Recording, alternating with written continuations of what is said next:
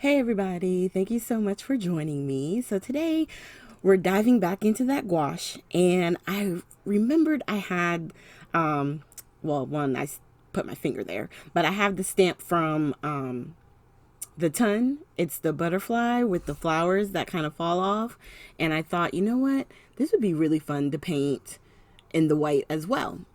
So we're going to use our Misty, stamp it twice, and we're using Versamark ink, and we're going to use the Alabaster White from Brutus Monroe, the embossing powder.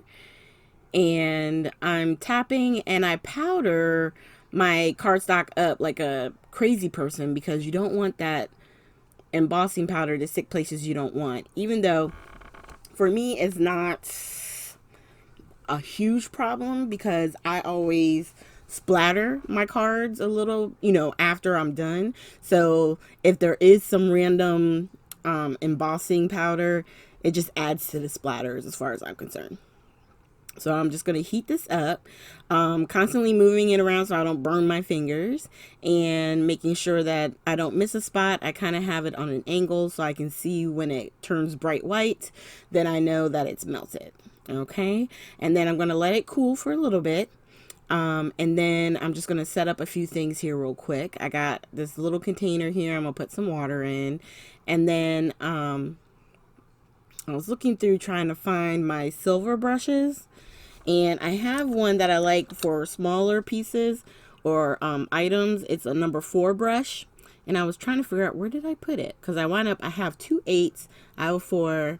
And then I have 2 bigger brushes. One is what size is this? Oh, 3 3/4 brush, and the other one is a size 12. So I grabbed my gouache paints that I put in a tin, and I'm gonna tell you this: I don't necessarily treat my palettes with the greatest amount of respect, and therefore a lot of this has broken up.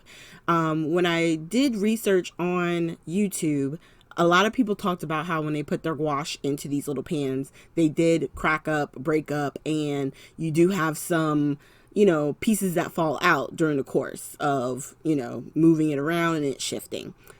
It really doesn't bother me that it does that because I'm playing with these anyway, you know what I mean? And this just allows me to be able to do these videos and have the paint readily at hand. I still have all of the containers, so if it gets too ugly, I can always just take it out and refill it with some more paint and let it dry and try it again. You know what I mean? Like it's not something that I'm upset about or worried about.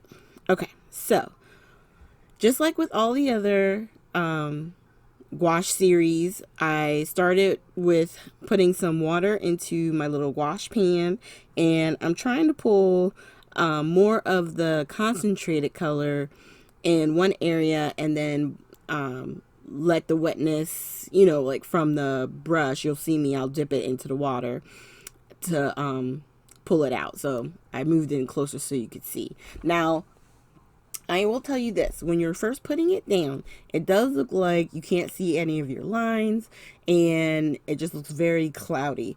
But as you go along, it does dry back. So when it's wet, it's seriously opaque. And by the time it dries, because remember, I'm adding water to this. So by adding water to it, it's not as opaque than if I just did minimal amount of water and just put straight to paper the white ink. Okay, that's the only way I can explain it. It's just, I know it looks like that flower I just did, it looks like it's completely washed out, but when it dries back, you'll see it goes a little bit more gray. And then all you do is let it dry, add some more white, and you just keep doing that process just like you would regular watercolor. And with a piece like this, it doesn't really take that long. It really doesn't, because I'm not coloring everything. I don't want all the flowers or leaves to be colored in at all. I'm really trying to just focus on flower pieces because that's the part that I wanted to color in the white, and then let the other half of the butterfly and those little pieces in between to stay just with the outline embossing, so that way it doesn't just blend in and look like a solid piece of white. You know what I mean? Like, you kind of need that space, that breaking up.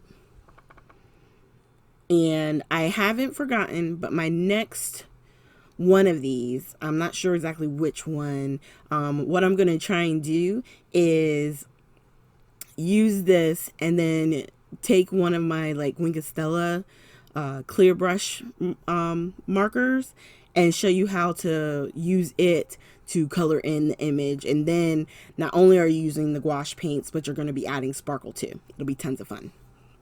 Okay, so now that it's all done, I'm going to go ahead and use the Distress spray in the picket fence, and I'm going to splatter. So now all those little white marks that you kind of saw while I was doing the painting, it doesn't even matter, does it? Because I got all of that splatter. And it's pretty.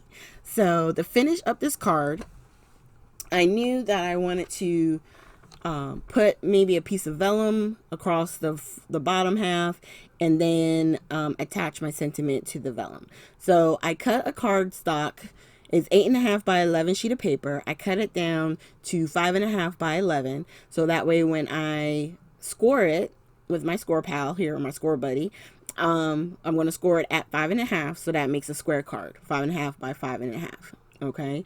And then I'm going to take my, I could have left it and just put it right to the card front, but I knew I wanted to trim that down just a little bit because I like having a little bit of a border.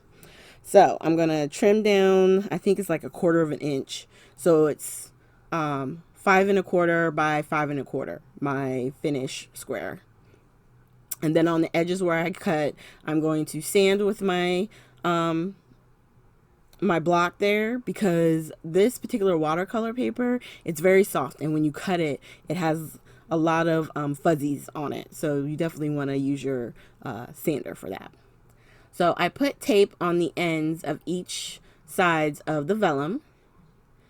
And once I had that down, I'm going to grab my foam tape and put the foam tape on each side and then in the middle.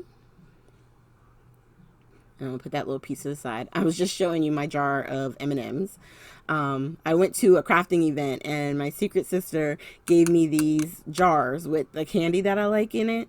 It was really cute. And instead of like just getting rid of it, I just bought more M&Ms and put some in it. So that way I have a little treat on my crafting desk that I keep in the jars. So I put some ATG on the back of my sentiment, a little bit of art glitter glue, and I'm going to go ahead and put that down right in the center. And it says, "I'm always here for you." I just thought that was a really pretty card. You know, send it to a friend who's maybe going through a little struggle at the moment, and you want to, you know, just send them a sweet message. So here are the close-ups. Thank you guys so much for joining me today. Make sure you hit the like, subscribe, and share button. And in the comments down below, you can, if you have any suggestions, if you want to see some color combos, just leave it down there, and I'll definitely do the best I can to try and incorporate that into my next video, okay? Thank you guys so much, and I hope you have a great day.